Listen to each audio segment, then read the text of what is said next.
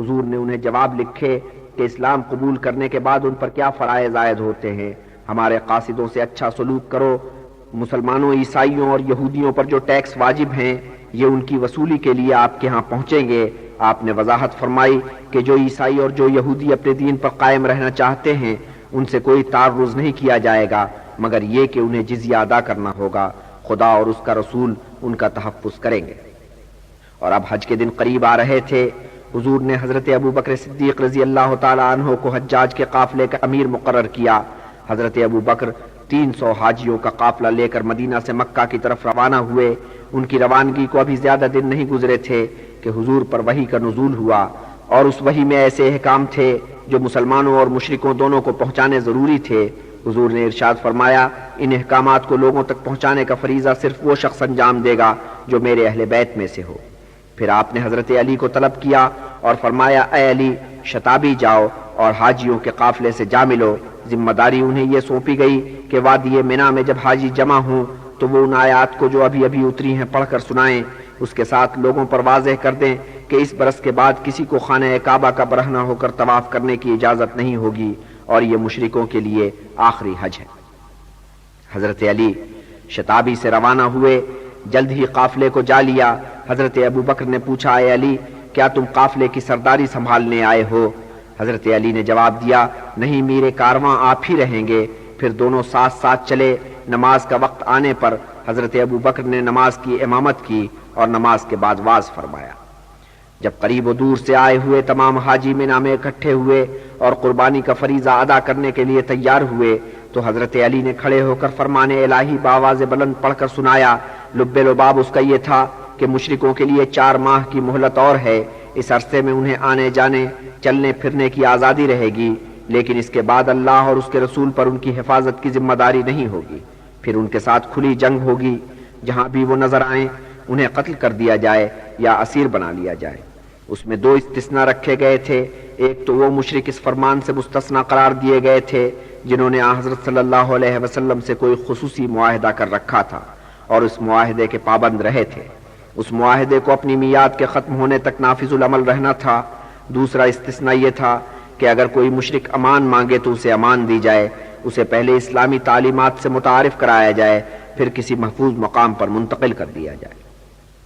ایک آیت میں روئے سخن مکہ کے ان 9 مسلموں کی طرف تھا جنہیں یہ پریشانی تھی کہ اگر بت پرستوں کو دیس نکالا دیا گیا تو اس سے ان کی تجارت کا کباڑہ ہو جائے گا۔ سو اللہ تعالیٰ نے یوں فرمایا کہ اے ایمان والو، مشرک ناپاک لوگ ہیں، اس کے بعد انہیں مسجد الحرام کے آس پاس مت آنے دو، اور اگر تمہیں مفلسی کا اندیشہ ہے تو اللہ اپنے فضل سے تمہیں تونگر بنا دے گا۔ بے شک اللہ علیم ہے اور بے شک اللہ حکیم ہے۔ ہجرت کے حساب سے اب 10واں برس آ لگا تھا۔ حضرت کا یہ پورا برس مدینہ میں ہی بسر ہوا۔ ننھے صاحبزادے ابراہیم اب نام خدا پیروں چلنے لگے تھے، بولنا بھی تھوڑا تھوڑا آ چلا تھا۔ حسن اور حسین قد نکال رہے تھے۔ اب ان کمسن بھائیوں کی ایک ننھی بہن بھی تھی، اس کا نام خالہ کے نام پر زینب رکھا گیا تھا۔ بی بی فاطمہ پھر امید سے تھیں، ولادت کے دن قریب تھے۔ اس گھرانے میں اب 3 بیٹے حضرت جعفر کے بھی شامل تھے، اور اب وہ حضرت ابو بکر کے سوتیلے بیٹے تھے کہ ان بیٹوں کی والدہ اسماء سے حضرت ابو بکر کی شادی ہو گئی تھی۔ وفود کی آمد کا سلسلہ ابھی جاری تھا۔ پچھلے برس کتنے وفد آئے تھے، اس برس بھی کتنے ہی وفد آئے۔ ایک وفد نجران کی نصارہ کی طرف سے آیا۔ ان نصرانیوں نے کتنی ہی مرتبہ رسول پاک سے شرف باریابی حاصل کیا۔ ان ملاقاتوں میں عقائد و خیالات بھی زیر بحث آئے، ایک دوسرے سے اختلاف بھی کیا، بالخصوص حضرت عیسیٰ علیہ السلام کے بارے میں آراء کا اختلاف دیکھنے میں آیا۔ اس موقع پر وحی بھی آئی اور اس میں حضرت عیسیٰ علیہ السلام کا ذکر تھا۔ اور یہ بھی ہوا کہ اس باب میں شک کرنے والوں سے کہا گیا کہ جو شخص بھی اس باب میں رسول سے تکرار کہے تو اس سے یہ کہا جائے کہ پھر آ جاؤ، تم اپنے بیٹوں کو لاؤ، میں اپنے بیٹوں کو لاؤں گا، تم اپنے عورتوں کو لاؤ، میں اپنی عورتوں کو لاؤں گا، تم اپنے نفوس کو لاؤ، میں اپنے نفوس کو لاؤں گا، پھر ہم بد دعا کریں کہ ہم میں سے جو جھوٹ بولتا ہو اس پر خدا کا قہر گرے۔ حضور نے ان نصرانیوں کے سامنے یہ آیت تلاوت کی، پھر انہیں دعوت مباہلہ دی، فرمایا کہ میں اپنے اہل بیت کو لے کر آؤں گا، تم بھی اسی طور آؤ۔ اس آیت میں قضیہ نمٹانے کا جو طریقہ تجویز ہوا ہے اس طریقے کو اختیار کرتے ہیں اور قضیہ نمٹاتے ہیں۔ انہوں نے جواب دیا، ہم اس باب میں ذرا سوچ لیں اور دوسرے دن جب وہ آن حضرت کی خدمت میں حاضر ہوئے تو انہوں نے دیکھا کہ آپ کملی اوڑھے بیٹھے ہیں، آپ کے قریب ہی حضرت علی بیٹھے ہیں، پیچھے بی بی فاطمہ بیٹھی ہیں، ساتھ میں ان کے دونوں صاحبزادے بیٹھے ہیں، اور آن حضرت نے کملی کو پھیلایا اور ان چاروں کو کملی کے اندر لے لیا۔ نصارہ نے یہ نقشہ دیکھا اور خائف ہوئے۔ انہوں نے کہا ہم اپنے اختلاف کو اتنا طول نہیں دینا چاہتے کہ ایک دوسرے کے لیے بد دعا کریں۔ بہرحال ان لوگوں کے ساتھ آن حضرت کا معاہدہ طے پا گیا۔ طے یہ ہوا کہ اہل نجران مملکت اسلامیہ کو ٹیکس ادا کریں گے، اس کے بدلے میں مملکت اسلامیہ ان لوگوں کی جان و مال اور گرجا گھروں کی حفاظت کی ذمہ دار ہوگی۔ ہجرت کا 10واں برس اب جا رہا تھا۔ کتنے اطمینان سے دن گزر رہے تھے۔ مدینہ میں امن و چین تھا، اسلام کی روشنی دور دور تک پھیل چکی تھی۔ قریب و دور سے وفد آ رہے تھے، دوستی کے معاہدے ہو رہے تھے، اسلام کو قبولیت مل رہی تھی۔ اچانک ایک واقعہ گزرا کہ ساری خوشیاں موقوف ٹھہریں۔ رسول پاک کا دل اندوہ سے بھر گیا۔ ننھے صاحبزادے ابراہیم کو بیماری نے آن پکڑا۔ ماریا اور ان کی بہن سیرین نے بچے کی بہت تیمارداری کی۔ حضور نے بھی بہت دیکھ بھال کی، روز تشریف لاتے اور بیٹے کے سرہانے بیٹھے رہتے، مگر بیماری سے افاقہ نہ ہوا۔ آخری وقت میں آن حضرت موجود تھے۔ جب بچے نے اب آخری ہچکی لی تو حضور نے آغوش میں لے لیا اور آپ کی آنکھوں سے آنسو جاری ہو گئے۔ حضرت عبد الرحمن ابن عوف رضی اللہ تعالیٰ عنہ نے آپ کو گریہ کرتے دیکھا تو بولے یا رسول اللہ، آپ نے تو گریہ سے لوگوں کو منع فرمایا تھا، مسلمان آپ کو گریہ کرتے دیکھیں گے تو پھر وہ بھی گریہ کیا کریں گے۔ حضور کا گریہ جاری رہا، مگر جب دل کو قدر قرار آیا تو یوں ارشاد فرمایا کہ اے عبد الرحمن، میں نے اس سے تو منع نہیں کیا تھا، یہ تو دردمندی اور شفقت کے جذبات کا تقاضا ہے۔ اگر کسی کے ہاں دردمندی اور شفقت نہیں ہے تو اس کے ساتھ بھی کوئی دردمندی اور شفقت کا سلوک نہیں کرے گا۔ آپ نے توقف کیا، پھر درد بھرے لہجے میں گویا ہوئے کہ اے ابراہیم، موت ہر ذی حیات کا مقدر ہے اور ہم سے وعدہ کیا گیا ہے کہ دوسرے جہان میں ہمیں پھر ملنا ہے۔ جو بعد میں کوچ کرے گا وہ آگے سدھار جانے والوں سے جا ملے گا۔ اگر اس وعدے پر ہمیں اعتبار نہ ہوتا اور موت کے اٹل ہونے کا یقین نہ ہوتا تو اے فرزند، یقین جان کہ ہمیں اب جو غم ہے اس سے کہیں بڑھ کر غم ہوتا۔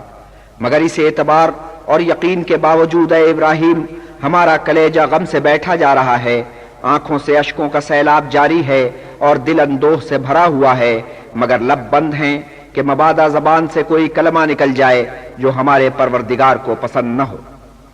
پھر آپ چچا عباس اور ابن ام فضل کے پاس آئے۔ فضل نے اس کمسن کو غسل دیا اور کفنایا۔ آن حضرت اور چچا عباس غم سے نڈھال بیٹھے رہے اور خاموشی سے یہ دلگداز منظر دیکھتے رہے۔ فضل نے پھر اسے تختے پر لٹایا اور اس ننھے سے جنازے کو لے کر قبرستان کی طرف چلے۔ آن حضرت نے نماز جنازہ پڑھائی اور جب اسامہ اور فضل میت کو قبر میں اتار چکے تو آپ نے قبر کے سرہانے کھڑے ہو کر بیٹے کے لیے دعائے مغفرت کی۔ جب قبر پر مٹی پڑ چکی تو آپ نے پانی کی ایک مشک منگوائی اور اسے قبر پر چھڑکوایا۔ قبر پر جو مٹی ڈالی گئی تھی وہ ہموار نہیں ہوئی تھی۔ آپ نے یہ دیکھا اور اپنے ہاتھوں سے مٹی کو ہموار کیا، پھر یوں فرمایا اس سے مردے کے لیے تو کوئی فرق نہیں پڑتا، اسے اس سے نہ تکلیف پہنچتی ہے نہ راحت ملتی ہے، مگر اس سے سوگواروں کو تسکین ہو جاتی۔ سوگواروں کی تسکین کا پہلو تو خیر اس میں تھا ہی، مگر ایک بات اور بھی تھی، آپ ہر کام میں نفاست اور تکمیل کے قائل تھے۔ چنانچہ آپ نے اس موقع پر بھی ارشاد فرمایا کہ جب تم کوئی کام کرو تو نفاست کے ساتھ کرو اور اسے ایک مکمل شکل دو۔ اور حضرت علی رضی اللہ تعالیٰ عنہ نے اس باب میں آن حضرت کے خیالات کا خلاصہ اس طرح کیا کہ اے لوگو، دنیا کے کام ایسے کرو جیسے تمہیں ابد تک جینا ہے، اور عاقبت کے لیے کام اس طرح انجام دو جیسے تمہیں کل ہی مر جانا ہے۔ آن حضرت بیٹے کو منو مٹی تلے سلا کر قبرستان سے واپس ہوئے اور ابھی تدفین کو زیادہ دیر نہیں ہوئی تھی کہ سورج کو گہن لگ گیا۔ کچھ لوگوں نے اس کی توجیہ اس طرح کی کہ سورج نے رسول کو سوگوار دیکھا اور گہنا گیا۔ اس پر آن حضرت نے ارشاد فرمایا کہ لوگوں، چاند اور سورج اللہ کی نشانیوں میں سے دو نشانیاں ہیں، کسی خاکی کی موت سے اس کی روشنی مان نہیں پڑتی۔ سو اے لوگوں، جب تم انہیں گہن لگتا دیکھو تو مصلے پر بیٹھ جاؤ اور دعا کرو اس وقت تک جب تک انہیں گہن سے نجات نہ مل جائے۔ یہ اس وقت کی بات ہے جب مکہ فتح ہو چکا تھا اور حنین کا معرکہ مار کے لشکر اسلام مدینہ کی طرف واپس آ رہا تھا۔ رسول پاک اصحاب سے مخاطب ہوئے اور فرمایا جہاد اصغر ہو چکا، اب ہم جہاد اکبر کی طرف جا رہے ہیں۔ ایک صحابی نے سوال کیا، اے خدا کے رسول، جہاد اکبر کیا ہے؟ فرمایا، نفس کے خلاف جہاد۔ اور اب واقعی یوں لگ رہا تھا کہ جہاد اصغر کا دور پورا ہو چکا۔ وہ پراشوب دن جب روز جنگ سر پہ کھڑی رہتی تھی گزر چکے تھے۔ امی جمی کے دن تھے، مدینہ امن کا گہوارہ بنا ہوا تھا، غزوات کی ہنگامہ خیزیوں سے فرصت تھی۔ اب چشم بینا حال کے ہنگاموں سے گزر کر آنے والے زمانوں کو دیکھ رہی تھی، اور آنے والے زمانے اس دانائے کل پر اس طرح منکشف ہو رہے تھے جیسے وہ مستقبل کی گم وادیوں سے نکل کر حال کی فضا میں سانس لے رہے ہوں۔ فرمایا، میری قوم میں سب سے اچھے تو وہ لوگ ہیں جو میرے عہد سے تعلق رکھتے ہیں، پھر وہ لوگ ہیں جو ان کے بعد آئیں گے، پھر وہ لوگ ہیں جو ان بعد والوں کے بعد آئیں گے، اور آپ کے عہد کے لوگوں میں وہ ممتاز ٹھہرے جنہیں آپ نے اپنے اصحاب میں شمار کیا، اور اصحاب میں چنیدہ وہ ٹھہرے جنہیں جنت کی بشارت دی گئی۔ یہ 10 اصحاب تھے، حضرت ابو بکر، حضرت عمر، حضرت عثمان، حضرت علی، حضرت عبد الرحمن ابن عوف، حضرت ابو عبیدہ، حضرت طلحہ، حضرت زبیر، حضرت سعد بن زہرہ، حضرت سعید بن زید۔ یہ اصحاب ایک دن حضور کی خدمت میں حاضر تھے اور آپ نے انہیں جنت کی بشارت دی، یوں وہ عشرہ مبشرہ ٹھہرے۔ اور فرمایا آپ نے کہ جنت 3 شخصوں کے لیے چشم براہ ہے، علی کے لیے، عمار کے لیے اور سلمان کے لیے۔ اور یوں ارشاد فرمایا آپ نے بیوی فاطمہ سے کہ اے فاطمہ، جنت کی بیویوں میں تیرا مقام سب سے بلند ہے، بس ایک عمران کی بیٹی مریم کا استثناء۔ اور آپ نے خبر دی آپ کی حکمت و بصیرت سب سے بڑھ کر حضرت علی کے واسطے سے آنے والوں تک پہنچے گی۔ فرمایا، میں علم کا شہر ہوں، علی اس شہر کا دروازہ۔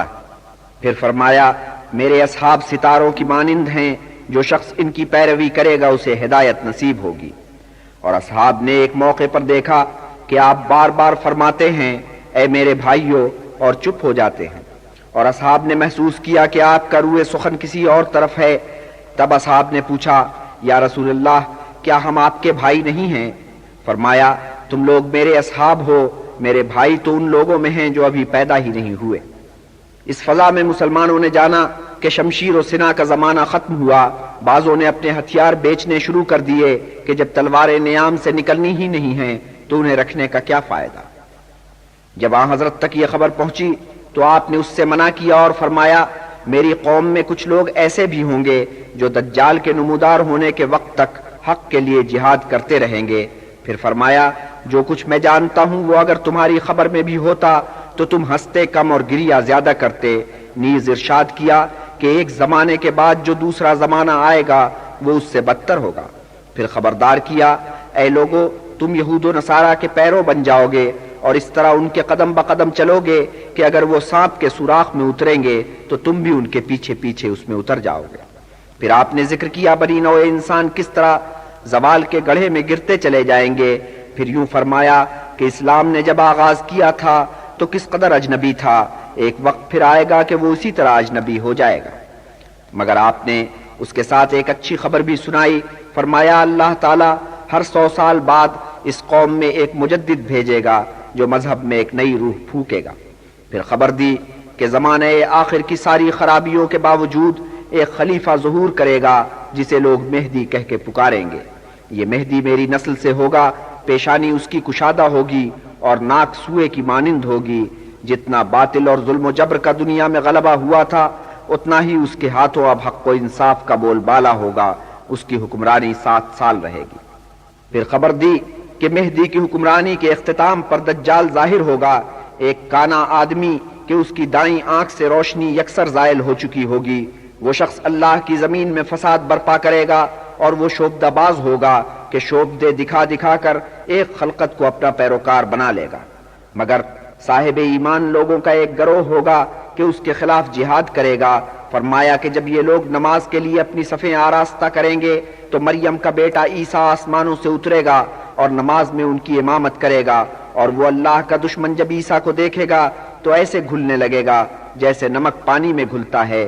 وہ تو یہ چاہے گا کہ اسی طور گھل کر معدوم ہو جائے، مگر اللہ تعالیٰ ایسا بندوبست کرے گا کہ وہ حضرت عیسیٰ کے ہاتھوں مارا جائے، اور عیسیٰ صاحب ایمان لوگوں کے گروہ کو اپنا نیزہ دکھائیں گے کہ اس کے خون سے آلودہ ہوگا۔ آپ نے کتنی ہی نشانیاں بتائیں جن سے لوگوں کو یہ پتہ چل جائے گا کہ زمانہ آخر کے واقعات اب رونما ہونے والے ہیں۔ اور یہ روایت بیان کی عبداللہ ابن عمر نے، اور عبداللہ ابن عمر نے سنی اپنے پدر بزرگوار عمر ابن الخطاب سے، اور بیان کیا عمر ابن الخطاب نے اس طرح کہ ایک دن یوں ہوا کہ ہم لوگ رسول اللہ صلی اللہ علیہ وسلم کے حضور حاضر تھے۔ ہمارے وہاں ہوتے ہوئے ایک شخص وارد ہوا جس کا لباس سفید براق تھا اور بال کالے سیاہ تھے۔ ہم میں سے کسی نے نہ پہچانا کہ یہ کون شخص ہے، اور مسافر بھی نہیں لگتا تھا کہ سفر کے کوئی آثار اس کے بشرے سے ظاہر نہیں تھے۔ وہ شخص حضرت کے روبرو دو زانو ہو بیٹھا، آپ کے زانوؤں پر اس نے اپنی ہتھیلیاں ٹکائیں اور یوں گویا ہوا، اے محمد مجھے بتائیے کہ اسلام کیا ہے؟ رسول اللہ صلی اللہ علیہ وسلم نے جواب دیا، اسلام شہادت ہے اس بات کی کہ اللہ کے سوا کوئی معبود نہیں اور محمد اللہ کے رسول ہے، اور اسلام عبارت ہے نماز پڑھنے سے اور زکوٰۃ دینے سے اور رمضان شریف کے روزے رکھنے سے اور بشرط استطاعت حج کرنے سے۔ وہ شخص بولا، آپ نے صحیح بیان کیا۔ اور ہم حیران ہوئے کہ یہ کون شخص ہے کہ رسول اللہ سے سوال کرتا ہے پھر آپ کے بیان کی تصدیق کرتا ہے۔ پھر اس نے سوال کیا، بتائیے کہ ایمان کیا ہے؟ فرمایا، اللہ کو ماننا اور اس کے فرشتوں کو اور اس کے صحیفوں کو اور اس کے نبیوں کو اور قیامت کے دن کو، اور یہ ماننا کہ نیک و بد سب اس پروردگار کی طرف سے ہے۔ وہ شخص بولا، آپ نے صحیح بیان کیا۔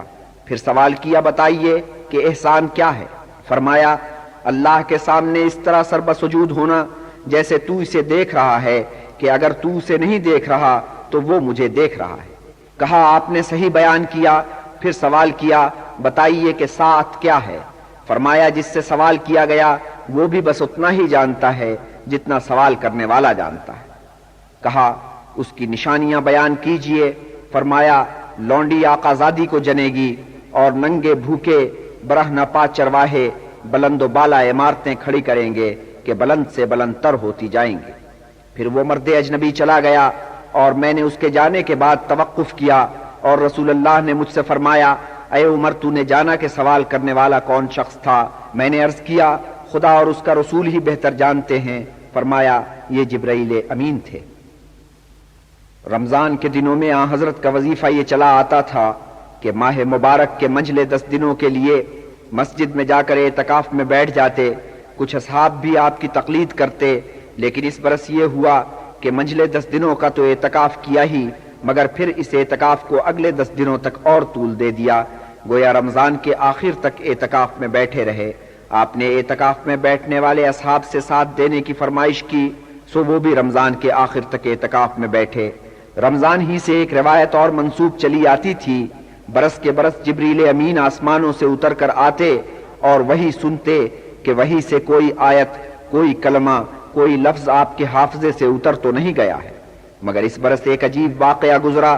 اعتکاف کے بعد حضرت نے بی بی فاطمہ سے راز میں ایک بات کہی اور تاکید کی کہ کسی سے اس کا ذکر مت کرنا۔ فرمایا، اے فاطمہ، جبریل امین برس کے برس آ کر مجھے قرآن سناتے اور مجھ سے قرآن سنتے، مگر اس برس انہوں نے قرآن سننے سنانے کا عمل 2 مرتبہ کیا۔ اس سے میں نے یہ جانا کہ میرا وقت آ گیا ہے۔ یہ شوال کے مہینے کا ذکر ہے۔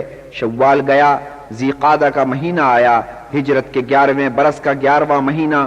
پورے مدینے میں اعلان کیا گیا کہ اس برس سفر حج میں میر کارواں رسول پاک ہوں گے۔ یہ فرحت اثر خبر مدینہ سے نکلی اور صحراؤں میں پھیلے ہوئے قبیلوں تک پہنچی۔ شہر مدینہ سے لے کر صحراؤں تک خوشی کی ایک لہر دوڑ گئی۔ دور دور کے قریوں سے، صحرائی بستیوں سے، نخلستانوں کے شاد و آباد شہروں سے عازمین حج چلے اور جوخ در جوخ مدینہ پہنچنے لگے۔ مدینہ میں خلقت جمع ہوتی چلی جا رہی تھی، حاجیوں کا قافلہ بڑھتا پھیلتا جا رہا تھا۔ رسول پاک کی ہمراہی میں حج کی سعادت کا موقع مل رہا تھا۔ اس موقع کو گنوانا کسی کو گوارا نہ تھا، اور پھر اس برس کا حج تو ویسے بھی ایک امتیاز رکھتا تھا۔ یوں یہ رسم صدیوں سے جاری و ساری تھی، لیکن مسلمان یہ تصور کر کے کتنے خوش ہو رہے تھے کہ اس برس یہ فریضہ مشرکوں کے رسم و رواج سے آلودہ نہیں ہوگا اور بیت اللہ میں کوئی مشرک قدم نہیں رکھے گا۔ حج اس برس خالص مسلمانوں کا حج ہوگا۔ حاجیوں کا قافلہ نرالی شان سے مدینہ سے چلا۔ رسول پاک میر کارواں تھے۔ 30,000 عازمین حج آپ کے جلو میں چل رہے تھے۔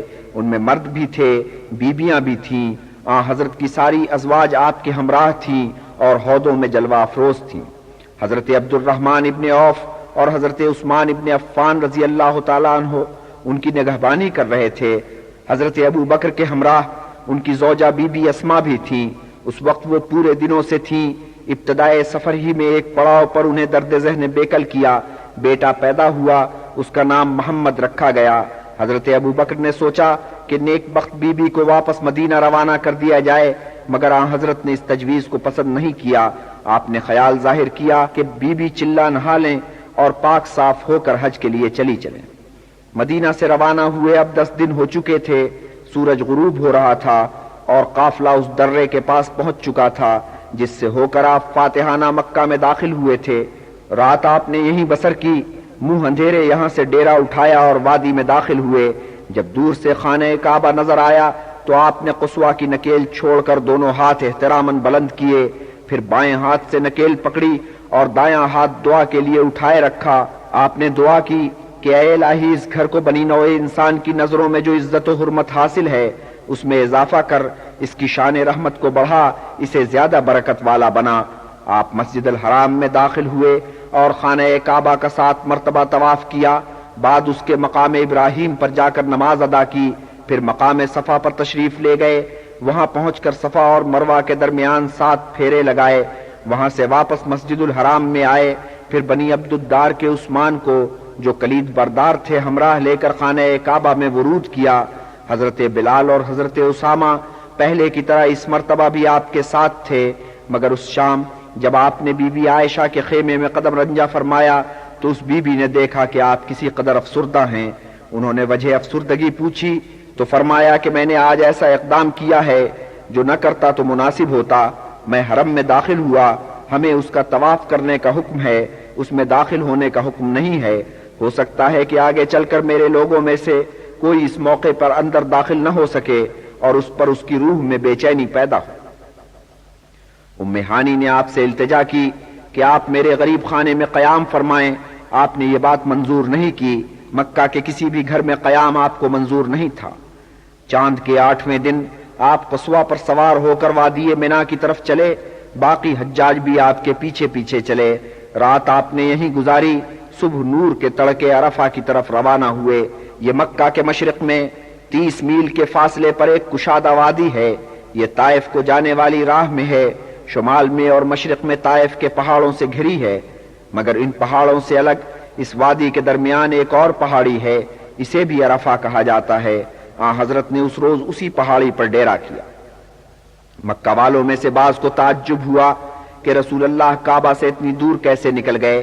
اصل میں اہل قریش میں تو یہ رواج چلا آ رہا تھا کہ وہ اس موقع پر مکہ کی حدود میں رہتے تھے، اس دلیل کے ساتھ کہ ہم تو اللہ والے ہیں، مگر حضرت نے یہ فرمایا کہ حضرت ابراہیم کی ہدایت تھی کہ دن اس مقام پر گزارا جائے، اسے انہوں نے حج کا لازمہ قرار دیا تھا۔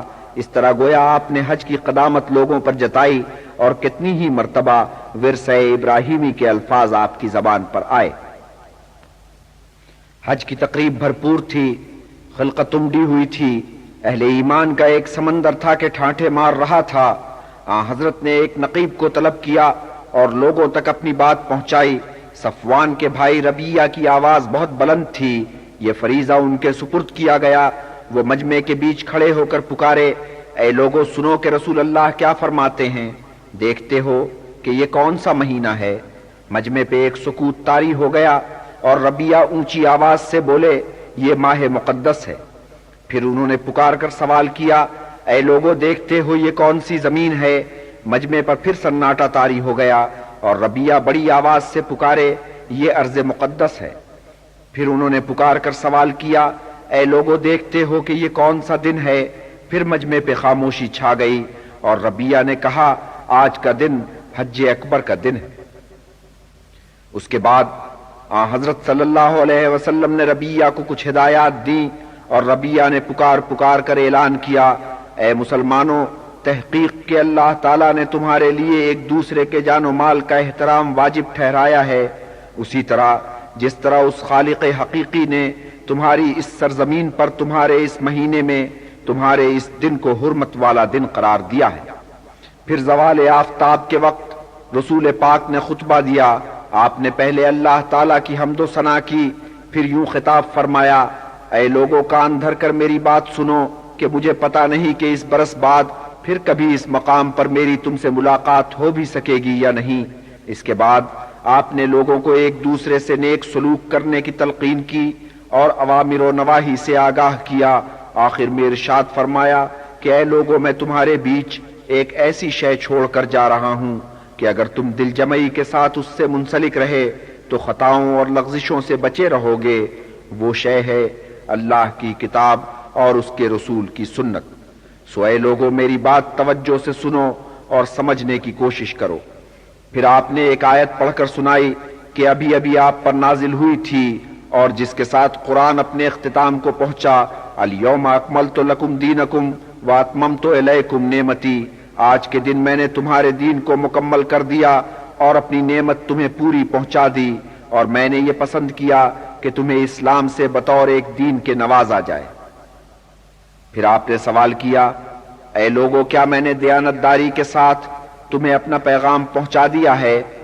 پورے مجمع نے بیک زبان کہا، بے شک یا رسول اللہ، اور اسی کے ساتھ آوازیں بلند ہوئیں، اللہم نعم۔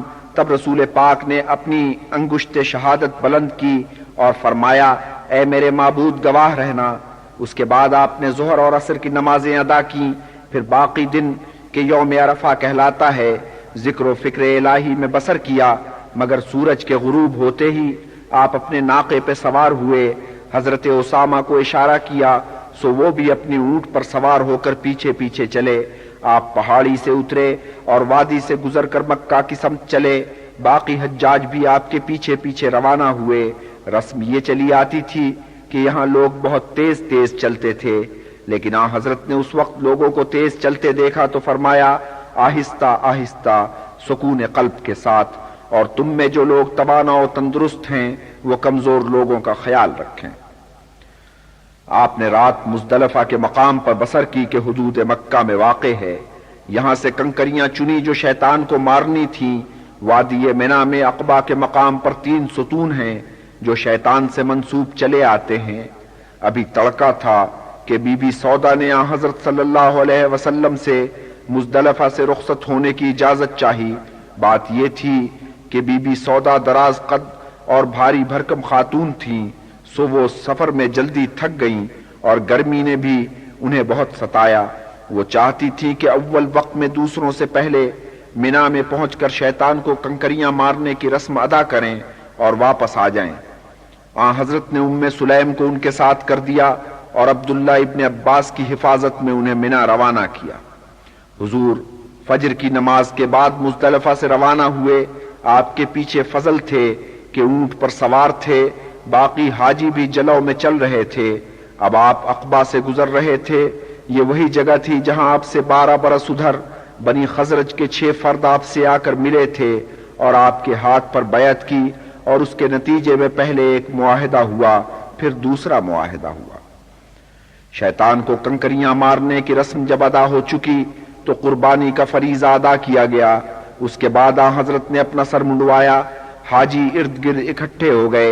ہر ایک کی خواہش تھی کہ حضرت کے ترشے ہوئے بالوں میں سے کوئی منہ مبارک اسے بھی مل جائے، اور حضرت ابوبکر رضی اللہ تعالی عنہ نے خالد ابن ولید کا احوال یوں بیان کیا کہ اس جوان کا جنگ احد اور جنگ خندق میں کیا حال تھا، اور اب یہ حال تھا کہ رسول پاک سے التجا کر رہا تھا کہ یا رسول اللہ، میرے ماں باپ آپ پر سے قربان ہوں، پیشانی مبارک پر پڑی ہوئی لٹ مجھے عطا ہو۔ اور جب بال تراشنے والے نے آپ کی لٹ تراشی اور آپ نے وہ لٹ خالد کو عطا کی تو اس شخص نے کس عقیدت سے اس لٹ کو چوما اور آنکھوں سے لگایا۔ اب حضرت نے حاجیوں کو ہدایت کی کہ جا کر خانہ کعبہ کا طواف کرو، پھر وہاں سے واپس آ جانا کہ یہ رات اور اگلی 2 راتیں ہمیں منی میں بسر کرنی ہیں۔ آپ سب کے جانے کے بعد سپہر کو خانہ کعبہ کے لیے روانہ ہوئے۔ حضرت علی مدینہ سے ساتھ نہیں چلے تھے۔ ایام حج سے بہت پہلے رمضان کے مہینے میں حضرت نے انہیں یمن کی مہم پر روانہ کیا تھا۔ 300 گھڑ سوار ان کی کمان میں دیے گئے تھے۔ مہم سر کر کے اب وہ مکہ آ رہے تھے، اور کس برق رفتاری کے ساتھ آ رہے تھے کہ جلدی سے پہنچ کر رسول کا دیدار کریں اور آپ کے ساتھ حج کرنے کی سعادت حاصل کریں۔ بس وقت پر پہنچے اور حج کا فریضہ ساتھ ادا کیا، مگر راستے میں ایک عجب واقعہ گزر گیا۔ کشیدگی دوران سفر شروع ہوئی اور مکہ میں آ جانے کے بعد بھی جاری رہی۔ مال غنیمت میں جو 5واں حصہ مملکت کے لیے مخصوص تھا، اس میں ململ کے تھان اتنے تھے کہ ان سے پورے لشکر کے لیے لباس تیار ہو سکتا تھا، مگر حضرت علی نے یہ طے کیا تھا کہ اس مال کو بالکل ہاتھ نہ لگایا جائے، جوں کا تواں حضرت کی خدمت میں پیش کر دیا جائے۔ مگر حضرت علی نے جس شخص کو اس مال کا نگران مقرر کیا، اس نے حضرت علی کی عارضی عدم موجودگی سے فائدہ اٹھایا۔ لشکر والوں نے اسے پھسلایا اور وہ پھسلائے میں آ گیا۔ ہر لشکری کو اس کی ضرورت کے مطابق ململ بانٹ دی۔